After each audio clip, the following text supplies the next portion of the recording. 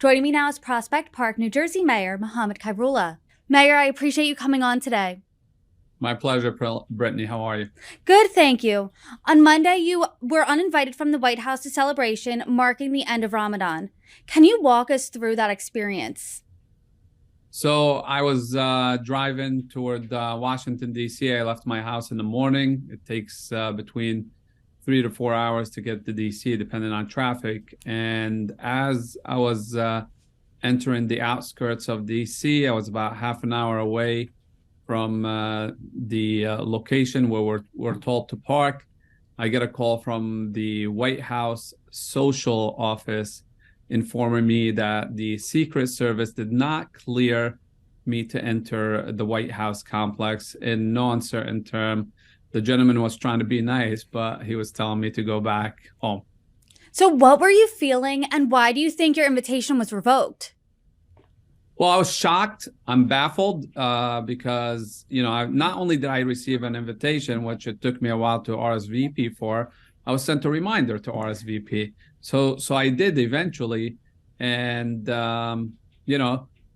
I am a longtime Democrat. I've been elected 5 times to office as a mayor, twice as councilman. I help in my local community. I help the party, and I help nationally and internationally. So it's kind of like a shock because it tells you that you're an unwanted person. And during my conversation, I called the Council on American Islamic Relations because it reminded me of my experience at the airport starting in 2019. They actually informed me that I am on some sort of FBI watch list, which was shocking. Can you explain that a little more? Because hearing that obviously in 2023 is shocking.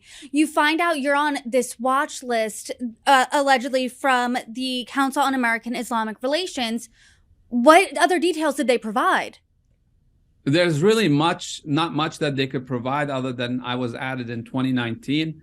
I know in 2019 was during the Trump administration. I was vocal back then about some of his policies. I'm not sure. The problem here is you don't know why you got on the list, how you got on the list, and there's no due process to clear your name. You get the runaround, just like we saw with the White House when asked at the press conference directly, where they said, we refer the matter to the Secret Service. Well, guess what? The Secret Service is still silent. The FBI is still silent. We have an issue here of transparency at our federal government level. I do want to ask you something point blank based on Monday's experience. Do you think you were racially profiled by the Biden administration and the Secret Service? I think I was racially profiled. The White House sent an invitation. The Secret Service acted upon the list.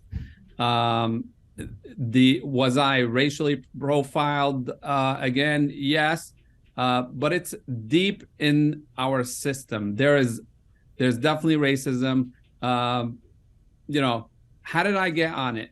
Why? Is it because of my trips to Syria? Last time I went inside Syria was 2015. I've seen some posts by right-wing pundits about some of my posts on Facebook or this picture or that comment. Look, if I was captured by ISIS inside Syria, they probably would have done to me what they would have done to any other foreign national. I've seen what they write about me on social media, and I probably, would have met my demise, should have been captured by them. There's not a mean bone in me. Since I came to the United States in 1991, I started volunteering immediately to give back to the town that welcomed us and to the nation that gave us hope and opportunity.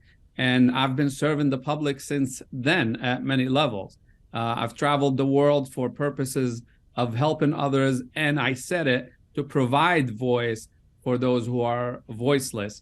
So not only did I want to do humanitarian work, but I also wanted to expose what the brutal Assad regime is doing to the Syrian people. my people. I mean, you're a mayor, you're a leader in your community, and this happened to you. Since Monday, has the White House reached out? Have you heard directly from anyone in the Biden administration or President Biden himself? Unfortunately not. And it's shocking. I mean, what we're calling for is a dialogue about this. You can't ignore U.S. citizens right now. And especially, you know, when we don't have answers, why did I get on the list? How did I get on the list? How can I get off the list? And again, I speak for me, but there's 1.5 million other people. Most of them are Arabs and Muslims. If that doesn't scream profiling and racism, then I don't know what is. Are there really 1.5 million Arabs and Muslims in the United States that mean harm to the United States? So you're saying from what you know about this list, it is mostly made up of Arabs and Muslims? Yes, that is correct.